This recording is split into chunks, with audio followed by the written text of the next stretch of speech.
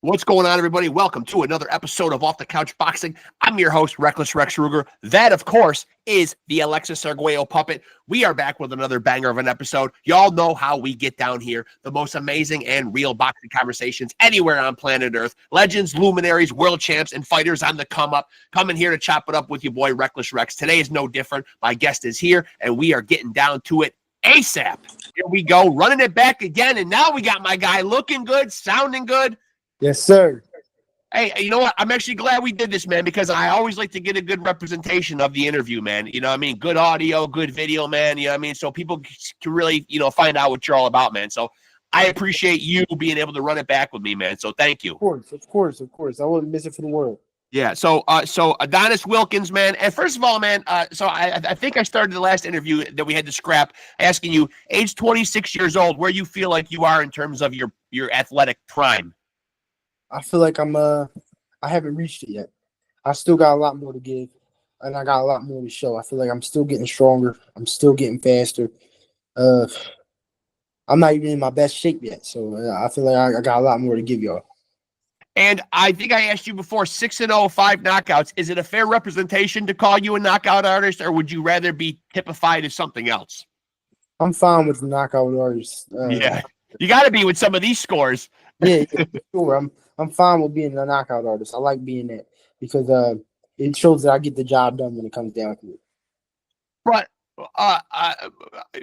but sometimes though, when you get that label, people may think who haven't seen what you do yet, as a one-dimensional fighter. You do feel like there are other layers to your game, though.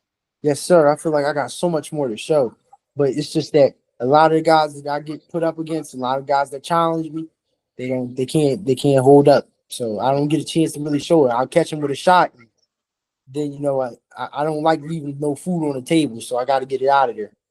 Is it frustrating? Has that been an issue with you so far? This early in your career, has it been a struggle to get rounds? And do you feel like that's something that, I know boxers always say, you said it yourself, don't get paid for overtime. You know what I mean? Obviously, you want to get a guy out of there as fast as possible. But would you like to get more rounds in, though? Yes, I would, man. I do a lot of cardio. I do a lot of stamina training. I spar a lot of rounds with a lot of top guys, and it's like I want to showcase my abilities. I want to showcase the skill I've got. I want to showcase like my jab, my head movement, my footwork. I want to showcase more of that because I don't get to showcase that a lot. As soon as the right hand lands or the left hook lands, the fight's over. So yeah. And you were sharing with me earlier, man, that contrary to what usually happens when guys get into boxing, it was more a push from your mom rather than your father. Yeah, my mom, rest in peace to her. She pushed me into this way more than my father did. My father wanted me to step away because he didn't like what happened with my brother. My brother was a very good amateur standout. He did very nicely, but when my brother stepped away, he didn't expect any of his other sons to really like carry the torch, and he didn't want to waste his time. So, okay, and so your mother had no objections because obviously, man, I know how moms can be. They might not necessarily want their baby boy getting punched in the face for a living. A lot of moms would say, "Hold on, time out. That's not a good life plan right here. I'm going to stand in the way of this." What was your mom's train of thought, do you think, of wanting you to get into that? Was she a fan herself? She was a fan of boxing, of course. She loved Mike Tyson just as much as I did. I had this love for 90s fighters, Marvin Hagler and all that. She would always tell me about it. My brother was a fighter. She loved that. He was a fighter. She said, if this is something that you really want to do and you put your heart in, I'm going to support you. But don't go 50%. Become a champion. If this is what you want to do, be a world champion. Promise me you'll be a world champion. And that's what I did. Now, I think I asked you earlier, who are some of the guys you enjoy watching right now that are doing it? I enjoy Tank Davis, Jerron Boots, a lot of my Philly guys, because, again, I'm from Philadelphia. That's where I was born. I love those guys. And I love the way it goes. I love the way they work. And I love those guys that's really doing it. And a lot of love for my Baltimore guys down there, too, like Tyler Langer, Tank Davis. Those guys are monsters. I like my East Coast fighters a lot more than my West Coast. Forgive me to say. I get it. Yeah, I get it. And, and have you carved out like goals or what you'd like your legacy to be when all the dust settles? Obviously, you get guys who You see a guy like Manny Pacquiao. He grabbed belts in like eight different weight divisions. Or you get guys like Terrence Crawford who want to be undisputed, and collect all the belts at certain weights. What kind of goals have you set for yourself? I want to have multiple world titles. I want to undispute. I definitely want to undispute. I can't. That's what every fighter dreams of. That's what I want to do. Give me 1 second. Hold up 1 second. Yeah. Go ahead. Yeah.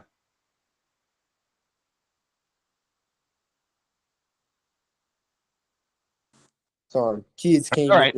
push them out. But yeah, like every guy, I want to undispute. I want to be a world champion. I want to go down as one of the greats. Like I said, I tell people all the time, they're like, "Oh, what if you lose? You don't want to be undefeated." I don't care about undefeated records. I don't care about all of that. Yeah. I want to make a legacy for myself. I want to be one of those fighters that's, he was the one. He didn't duck. He wasn't scared. I want to be those guys that gets in there, puts on the show, so I want to be one of those fighters that in your heart you'll never forget. And do you feel like that was like a thing that happened for a while, man? Like where like almost you couldn't be measured. Your greatness wasn't enough if you lost fights. I think we're starting to get away from that myth again, thankfully. No, I lost fights in the amateurs. It's nice to hear that, though. It's refreshing to hear that because I think there was that stigma for a while, and I've heard guys refer to it as the Mayweather effect, where like you almost didn't feel like you could be mentioned as great if you had losses. Yeah, and the thing is, I don't care about that. I don't care for that. I want to make a legacy for myself. If I have a loss, that happens. I'm cool with a loss. I'm okay with that. But I want to make sure it wasn't. I was there. I gave it my all. I gave it my best. I fought as hard as I could. People could see that I gave it. Like I trained my hardest. Losses happen. Losses happen in the amateurs. I know losses will happen in the pros. Sometimes you get caught with a lucky shot. Sometimes things happen. But I don't want that to define me. Because I'm winning, that don't mean like I don't care about the wins. Right. I don't care about the losses. I'm here to fight. I'm here to put on the show because this is what I love to do. Now, when you're in the gym, are there parts of your game, that you're specifically, obviously every day you're in the gym, every day that you're doing it, you get better. But are there things specifically that you personally are kind of focused on elevating in your game? It's something that I work specifically all the time, and it's the shot that nobody ever sees. Yeah, it's one of my most deadly shots, and it's the uppercut. Yeah. My uppercut is, and I've heard plenty of coaches have said it, it's like a heat-seeking missile. Yeah. When it catches you and it lands right, Yeah. You know what, man? It really is one of those deadly punches, man, that unfortunately, man, you don't see a lot. I mean, I'm sure guys work on it or whatever, man, but you would think it would be a major part of a lot of guys' arsenal because you make a good point. It is often a punch that you don't see coming. Yeah, and nobody uses it. And I give that, I'm not gonna lie, and that's a major part of my success, of how I've gotten so far in my game. I utilize forgive my language. I utilize my uppercut as much as I can. Yeah. If I can put it into the combo, I'm gonna throw it. Is there a guy that you looked at when you were coming up fighting as somebody that you particularly idolized? I know you talked about liking the old school guys. Yeah, of course. I got a few guys. I can give you some new age guys and some old school guys. I love Mike Tyson. His tenacity, his mindset. I'm going to be a killer. I'm going to get in here. I'm going to hurt you. I want you to feel everything. I want you to know that you were in here with the monster. I love Mike Tyson. Yeah. But I also love Marvin Hagler as well. Marvin Hagler was, to me, the guy. He ain't ducked nobody. He wasn't scared for those big fights. He had an iron chin. You could hit him, but he was going to come. He was going to throw those hooks. He was going to throw those rights. He was going to attack you. I love Gerald McKellen before the Nigel Benn force, but even during that fight, he was a monster, man. He was the hitman. He was the hitman. He was the guy you sent to get the boogeyman. Yep. I loved those fighters, and then coming up as a kid, like I loved a lot of Hispanic fighters. I liked Cotto was a monster because Cotto, even if he lost, he would come back and still he would avenge a loss, but he'd show better. He'd get better. Like I love that. And I love fighters that like are in there and doing it. And I idolized those guys growing up. I was like, yo, I want to be like that. I want to be the guy that even if I get hit, I'm still going to give it my all. Even if I feel like I'm down, I'm going to put in my best to try to win the fight. Like, yeah. Now, do you feel like when you go into your fights typically that you're the favorite or the underdog, and which role do you like more? To me, it honestly doesn't matter. It don't matter. I want to be I want to be the guy that's like give me 1 second. Yeah. Yeah. Guys at the gym, guys got responsibilities, folks. We can all relate, man. We can all relate. And of course, none of this will be edited out because you know where your boy Reckless Rexx stands on editing. It doesn't happen, man. We'll leave it all in. We leave it all in, raw, real, and unfiltered. Even when my guy has to step away and tend to business, man. You know I'm not editing that out. Yeah, of course. I got kids that get trained in the gym with me, so I gotta, Yeah. So, and I always bring my son to the gym with me, so I make sure that they right now they don't train until 5 o'clock, but I'm still making sure they staying out of trouble. So, with that being said, being as that you've done this and you're grinding at this, I'm glad you brought up the kids, man. We can segue right into this, man. If your own kids wanted to get into boxing, supportive, or would you try to detract them from it? I mean, I know how it felt when my dad tried to detract me. It kind of made me upset, made me hunger for the sport more. Yeah. I'm gonna support my son as much as he wants. If he says, yo, I want to do this, I want to be a champ, I want to fight just like you, I'm gonna give him everything I got. I'm gonna support him 100%. I would train him how hard I can, but I'm gonna make sure he's all in with it. This is gonna become his life, and I'm gonna tell him that, like, if this is what you want to do, this is gonna become your life. You gotta dedicate to it. Now, let me ask you, we'll sidetrack from your career for just a second, man. I want to ask you about a couple of things that are going on in the boxing world right now and just get your opinion. We're going to see Terrence Crawford and Canelo Alvarez at the end of this year, man. Where do you rate Terrence's chances in this fight? I love Terrence Crawford. I think he's an amazing fighter. I think he's great. I've been asked this question before, and I got chewed out because I gave my answer and opinion on it. I believe Canelo is going to win this fight. And there's nothing against Crawford. There's nothing standing against him. But at the end of the day, Crawford is going up to fight a man who is coming down. Yeah. From what I hear, there is no – I don't believe there's a rehydration clause. Nope. On fight night, you're going to be the guy that's probably 170, 175, fighting the guy who's probably coming at 180-something, 190. Yeah. He's going to rehydrate. He's going to bulk back up. Those punches are going to be a lot harder. We saw Canelo knock out Sergey Kovalev. We've seen him take on Titans. And, I mean, again, there's nothing against Crawford. He's one of the greatest fighters of all time. He's implemented that. He's cemented himself in history. Yeah. But the fact is, Canelo is also one of those greatest fighters of all time. No doubt. Yeah. The fact is, he's used to that heavier weight. He's fought heavier. Yeah. Those shots are gonna fill with some more power. Yeah. I mean, when I saw him fight Israel Madrimov, I was like, this is a little questionable because that weight difference, you can see it. I agree. So I want to see that the weight difference with Canelo is going to be a big factor. Is that weight going to affect you going on later into the rounds? Will your tank still be as good as it was at 147, at 168? Right. Yeah. Good point. That's almost my take on the whole thing. Almost down to the T. I've been on some Facebook pages. I try to keep my ear to the pavement because I do this podcast. I try to see what people are saying, man. Keep up to speed on what's going on, and that's kind of my opinion, man. Too, man. And it is. And again, same thing. Love Terrence. I've had Bomac on the podcast a couple times. I love the whole team, man. I love those guys, and I'll be rooting for Bud. I just don't know that if it might be a tall order with Canelo. And I agree the same thing. And the thing is, I love Bud. I would love to see him win. If he wins and proves me wrong, I'm happy about that. Yeah. At the same time, it's just knowing what I know about weight cuts. I know different weight classes for a reason. Absolutely. It's certain things I don't feel. On top of that, he's the older man. How about these Jake Paul events? Are you a fan of what Jake Paul brings to boxing? I know I know you're a guy with an old school mentality, man. Are you in favor of this? I'm not in favor of Jake Paul himself. Okay. But I cannot deny what he's doing for boxing. Yeah. I'm not gonna lie. At one point, I would say boxing was a dying sport. Yeah. he has given it life. He's given it a new audience, the YouTubers and things such as you've given it a new audience. So now other people are being seen in the fight world. And I love that. I love that. These guys are getting seen now.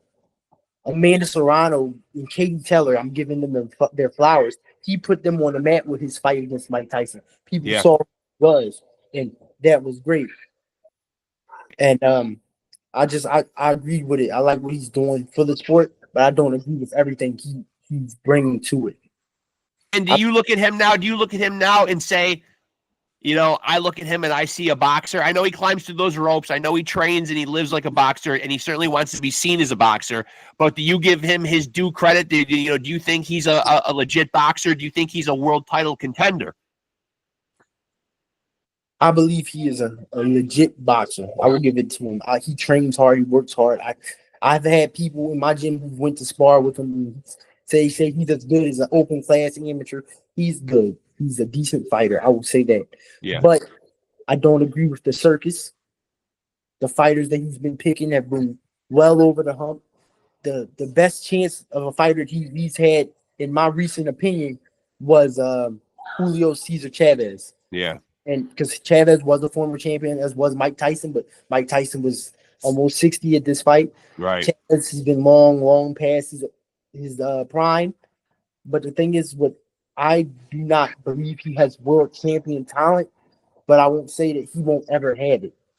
Because, again, this is boxing. This is the pain sport. This is the science.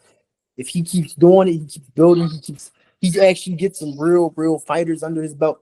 I won't say he doesn't have power. I won't say he don't got a chin. I won't say that he's a bad fighter. He puts it all in the boxing because he believes in it. But if he really wants to prove people wrong, prove that he's got what it taken, give me 1 second. Sure. Yeah. This is a guy with responsibilities here. This is a guy with responsibilities at the gym, trying to corral little kids, for God's sakes. That's no easy task, believe me. Oh yeah. And then I know this is a father and a grandfather, man. That when you're trying to corral the little ones, it's not easy. Oh yeah, and it wasn't just them. I had people coming in asking for pamphlets to join the gym. So it's like, right now my head coach isn't here, so I kind of take over for him when he's not around. So you're currently competing at welterweight right now, but do you plan on exploring other weight classes yourself, or will welterweight be home for a while? The plan is to always go down to I want to be junior welterweight. I want to fight at 140. Okay. 140 was always the plan. It was always the goal. When I was originally starting out as an amateur, I fought at 135. Okay. So I want to fight at 140. And so why are you currently at 147? Is it just easier to find fights at this point? No, believe it or not, this is a long story. A lot of people don't notice about me.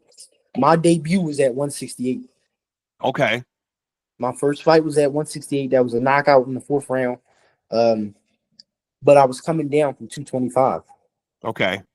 I had a period of time when I was out the gym. I wasn't focused. I was going through life, and I had to get myself together. I had to decide what I really wanted. And the thing that I always had, the thing that always kept me grounded, the thing that was the biggest part of my life was fighting. Wow. One thing I could always say I could do well, and I was always good at, was fighting. So I decided on myself to take that chance after having a conversation with my coach / uncle, Greg Pritchett. He told me, yo, you got to lock in. And that's what I did. I locked in. I got down to 168. He said, yo, you can have your debut here. Your next fight, let's go to 154. After that, let's go to 147. And right now, we've been plateauing at 147. But after my next fight, which I'm planning to be back in the ring August 16th, I'm planning on going down to 140, seeing if I can test those waters out. And when you were up at 225, man, did you think I won't box again, or did you always know? I did for a little bit. I was sitting on the couch and I'm seeing guys that I was in the amateurs with get to the top of the game, get to beast mode, and I'm just like, damn, yo, I was right there with those guys. Yeah. Now here I am sitting on my couch watching them, and I've become one dude that was like, and that's when it hit me. I was like, I don't want to be the guy that's on the couch saying, yeah, I could have been something. I want to be the guy that actually did do something. I think this is great stuff for people to hear, though, man. Like, what was the impetus for getting up to 225? Was it just like mental health issues, man? Was it depression? Like, what was it? If you're willing to speak about it. mental health. I had depression at the time. I was going through a lot of life changes. I was still mourning the fact of my mother's death, and uh, I had just had a son, Yeah. but that kind of lit the fire because I had a son. Yeah. So now I'm like, oh man, my son's here. I don't want him to look at his dad as this lazy bum who ain't do nothing. I Right. got with myself. Like, I Yeah. don't want him to get older and be like, when he goes through a photo book and sees me with a belt around my waist, he's like, "Oh, Dad, you used to box?" And I was like, "Yeah, I used to." I Yeah. want to be like, "Yeah, son, this is what I did for a living. This is I followed my dreams. I always chased it." I So think it's nice to hear that too, man, because I think there was a stigma for a long time, man, where guys especially didn't feel comfortable talking about mental health. And now we've seen guys like Tyson Fury and Ryan Garcia and like different guys come out who are perceived as guys that, are tough exterior. They can handle a lot. But I think it's nice for people to see that vulnerable side that, hey, man, you know what I mean? Like these guys get in the ring and they punch people for a living. And we look at them as guys that are tough. But this can happen to anybody, though. Anybody can go through it. exactly, and me personally, I'm big on talking to people. Talk to your brothers. Talk to the Yeah. guys, and you need to, because we all go through life challenges. We all have a bad day. We all have something that's going on. But Yeah. the thing about it is, it doesn't have to define who you are. Yeah. Yeah. You can build off of it. You can move on. You can get stronger.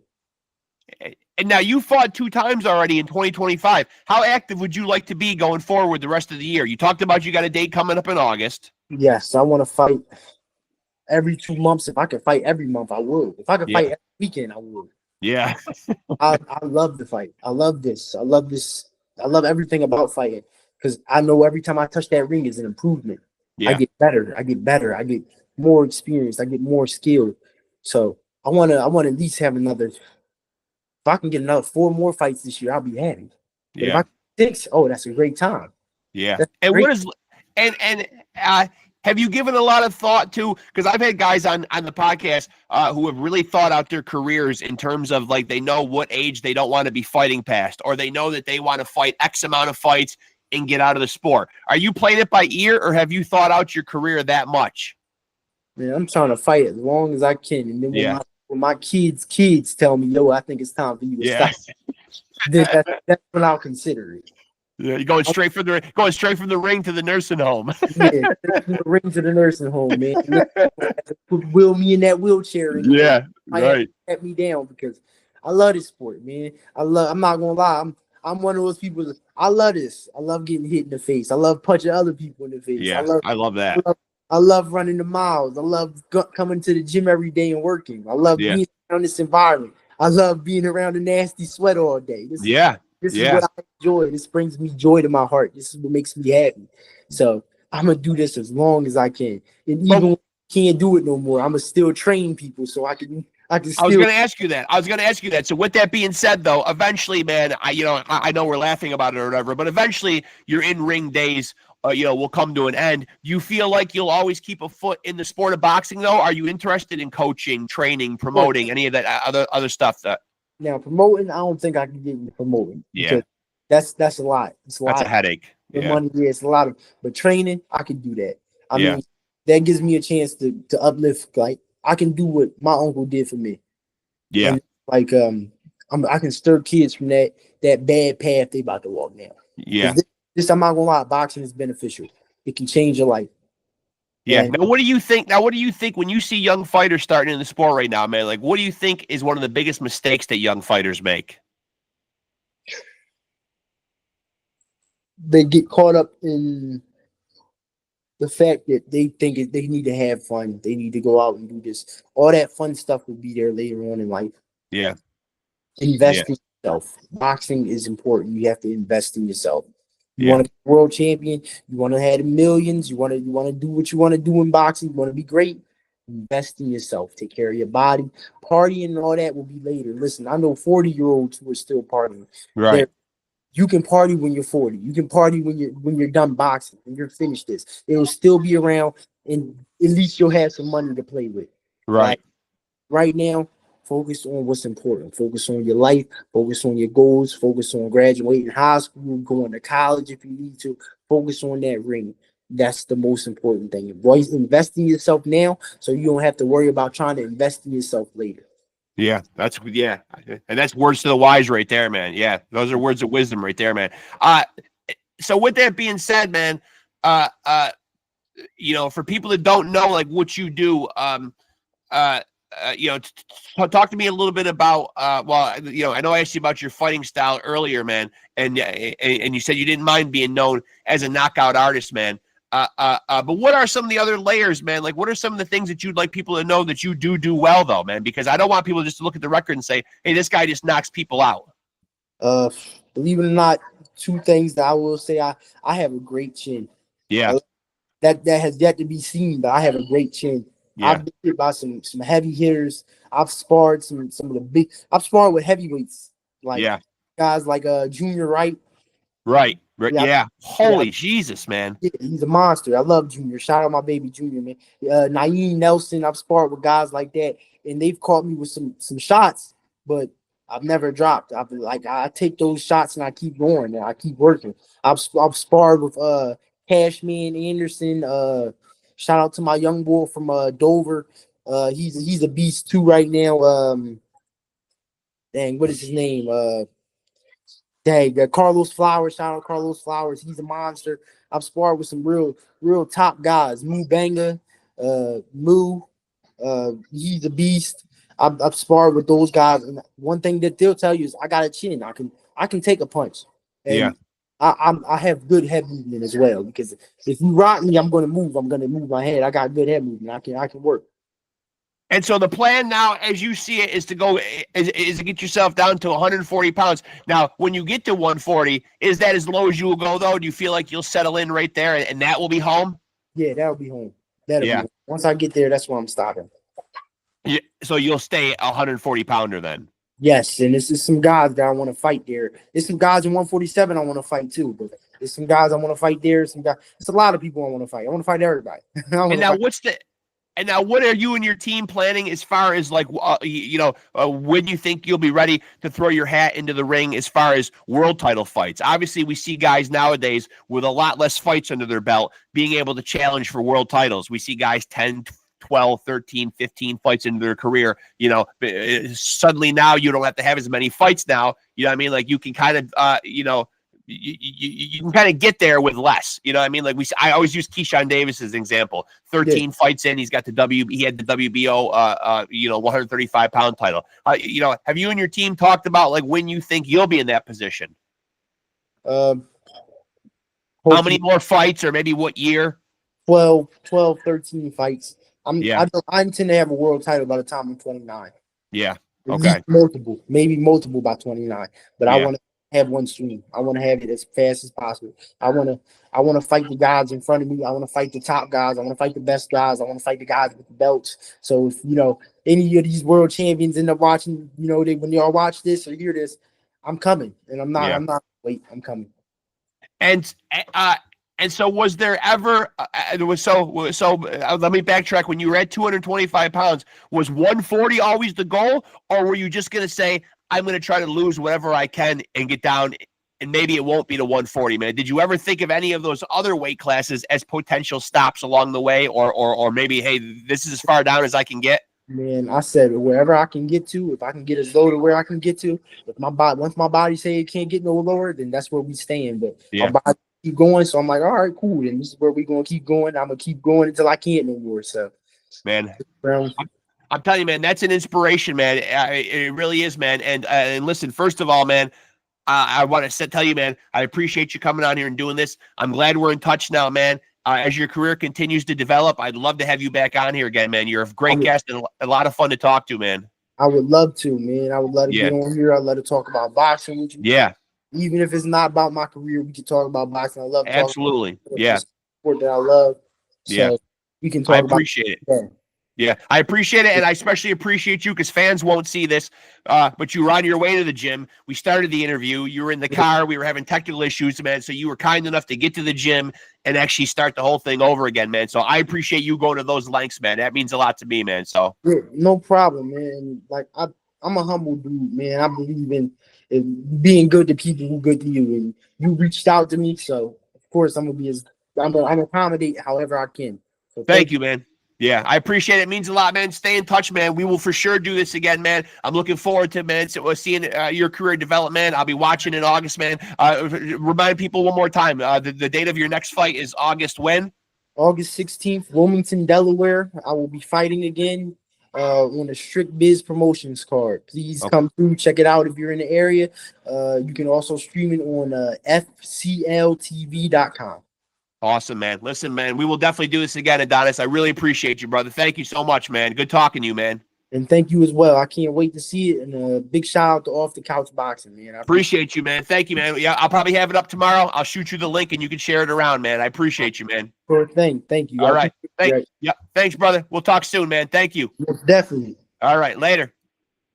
And there he goes, folks. What an inspiring story, man. All those weight cuts and battling back from mental health, man. That's what I love to hear, man. Those are the kind of stories, man, that the world needs to hear. Just a great interview and a great guy. And again, he did start the interview in his car on his way to the gym. He was in the midst of a storm there in Delaware, yada, yada, yada, technical issues. He got to the gym. We linked back up again. Hell of a conversation, man. Hell of a young man. Hell of a young fighter. 6-0, 5 knockouts. Currently at welterweight, but says he plans to get down to 140 pounds. We will see much more of Adonis Wilkins in the future. August 16th, tap in. He's going to be fighting again. Just a great young man.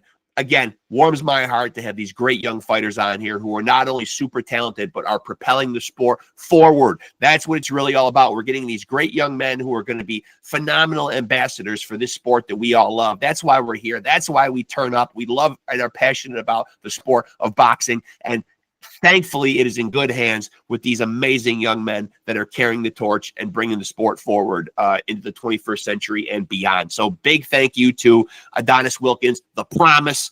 I really appreciate him really taking the time, really putting forth the effort. I know as I said, he was in the car, had the storm, got to the gym. There's a lot going on there.